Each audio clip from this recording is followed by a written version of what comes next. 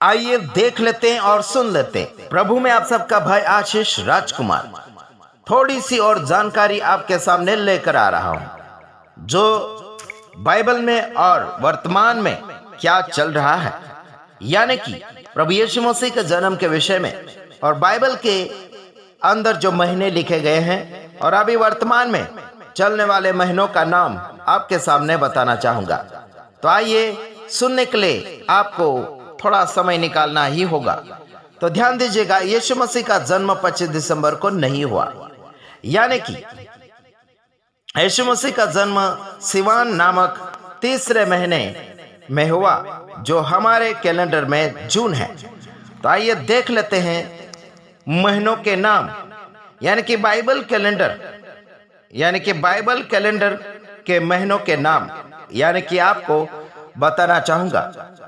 हम भारत देश में किस महीने को पहला कहते हैं और बाइबल के अंदर पहले महीने को क्या कहा जाता है। तो आइए देख लेते हैं। हम बाइबल के अंदर वाले नाम देखते हैं, फिर वर्तमान में चलने वाले नाम भी बताते चले जाएंगे। देखते हैं, पहला महीना बाइबल के अंदर से अबीब कहा जाता है और हम हिंदी में उसे अप्रैल कहते हैं। और दूसरा महीना जीव, यानी बाइबल के हिसाब से हम हिंदी में उसे मई कहते हैं। तीसरा महीना सिवान, हम हिंदी में उसे जून कहते हैं। चौथा महीना तमुज, हम हिंदी में उसे जुलाई कहते हैं। पांचवा महीना अगस्त हम कहते हैं हिंदी में। और छठवां महीना एलूल, हम हिंदी में कहते हैं दिसंबर। सातवां महीना एतानिम, हम हिंदी में कहते हैं अक्टूबर। आठवां महीना बुल, यानी हिंदी में कहते हैं नवंबर। नौवां महीना किस्लेव, हम हिंदी में कहते हैं दिसंबर। 10वां महीना तेबेल, हिंदी में कहते हैं जनवरी। 11वां महीना शबात, हम हिंदी में कहते हैं फरवरी। 12वां महीना अदार, हम हिंदी में कहते हैं मार्च। तो देखिए मेरे भाइयों और बहनों, आपको मैं पढ़कर और सुनाना चाहता हूं, हम अभी वर्तमान में पहले महीने को क्या कहते हैं और बाइबल के हिसाब से पहले महीने को क्या कहते हैं। पूरे 12 नाम में बताता चला जाऊंगा। हम हिंदी में पहले महीने को जनवरी कहते हैं, लेकिन बाइबल के हिसाब से अप्रैल गिना जाता है। हम हिंदी में दूसरे महीने को फरवरी कहते हैं, लेकिन बाइबल के हिसाब से उसे अनुवाद में देखा जाए तो मई कहते हैं। तीसरे महीने को बाइबल के हिसाब से जून कहा गया, बल्कि हम मार्च कहते हैं। चौथा महीना हम अप्रैल कहते हैं, लेकिन बाइबल के हिसाब से जुलाई कहा जाता है। पांचवा महीना हम मई कहते हैं, लेकिन बाइबल के हिसाब से गिना जाए तो अगस्त कहते हैं। छठा महीना हम जून कहते हैं, लेकिन बाइबल के हिसाब से दिसंबर है। सातवां महीना हम जुलाई कहते हैं, लेकिन बाइबल के हिसाब से अक्टूबर है। हाँ, आठवां महीना हम अगस्त कहते हैं, लेकिन आठवां महीना बाइबल के हिसाब से नवंबर है। नौवां महीना हम दिसंबर कहते हैं, लेकिन वहाँ दिसंबर ही कहा जाता है। 10वां महीना हम अक्टूबर कहते हैं, लेकिन वहाँ जनवरी कहा जाता है। 11वां महीना हम नवंबर कहते हैं, लेकिन वहाँ फरवरी कहा जाता है। 12वां महीना हम दिसंबर कहते हैं, वहाँ तो मार्च कहा जाता है। तो देखिए, डाउट तो सबको होने लग जाएगा और समझने में देरी भी हो जाएगी, लेकिन आपको समझने के लिए समय तो निकालना ही पड़ेगा। बाइबल से साबित होता है कि यीशु मसीह का जन्म सिवान जून में हुआ, ऐसा कहा जा रहा है। सत्य जानने के लिए आपको आगे बढ़ना होगा मेरे भाइयों बहनों।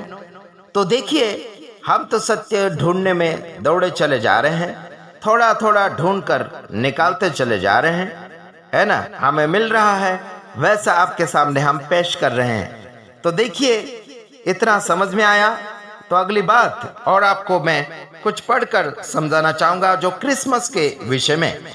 क्रिसमस का मतलब यीशु मसीह का जन्मदिन नहीं है। बहुत से पास्टर और मसीह लोगों को एक बहुत बड़ी गलतफहमी यह है कि क्रिसमस यीशु का जन्मदिन है, जबकि ऐसा नहीं है। बाइबल में क्रिसमस नाम ही नहीं है। क्रिसमस रोम के सम्राट कॉन्स्टेंटाइन ऐसा कुछ नाम है। इसे आप पढ़ सकते हैं, इस सामने मैं रखता हूं।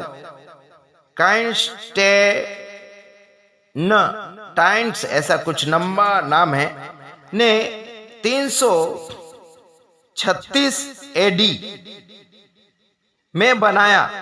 इसके कुछ वर्षों बाद पोप जूनियस प्रथम ने क्रिसमस को यीशु के जन्मदिन में बदल दिया। कृपया करके क्रिसमस को यीशु मसीह का जन्मदिन न कहे। क्रिसमस का जन्मदिन के रूप से कोई संबंध क्रिसमस यीशु मसीह के जन्मदिन से कोई संबंध नहीं है। 336 एडी में क्रिसमस की शुरुआत होने से सैकड़ों सालों पहले यीशु का जन्म हो चुका था। यीशु के जन्म को मनुष्य के बनाए क्रिसमस से न जोड़े, है ना। क्रिसमस का इतिहास पढ़ो, आंखें खुल जाएगी मेरे भाइयों बहनों। ये कुछ पोप लोगों ने तैयार किया। एक व्यक्ति जो था सम्राट, है ना, उसका नाम लंबा चौड़ा है, मुझे पढ़ना नहीं आ रहा है, लेकिन सामने आपके सामने रख देता हूं। तो आपको देखना होगा, महीने नहीं मिलते हैं और ना ही क्रिसमस मसीह के जन्म के साथ मिलता है। ये क्रिसमस तो कई सैकड़ों साल बाद, यीशु मसीह के जन्म के बाद कई सैकड़ों साल बाद मनाया गया। और यीशु मसीह के जन्म के साथ इसे ज्वाइन करने के लिए कोशिश ना करें। महीने भी नहीं मिल रहे हैं और वो त्योहार भी नहीं मिल रहा है प्रभु के जन्म के साथ। तो साथ में आप सुन लीजिएगा, इन बातों को ध्यान रखिए। और कुछ दिन के बाद पूरा मैं और छानबीन कर कुछ बातें सामने ले आने के लिए कोशिश करूंगा। तो ओके, इतनी जानकारी, थोड़ी सी जानकारी में खुश रहिए और कुछ दिनों के बाद मिलेगा। Okay, God bless you. प्रभु आप सबको आशीषित करें। आमीन।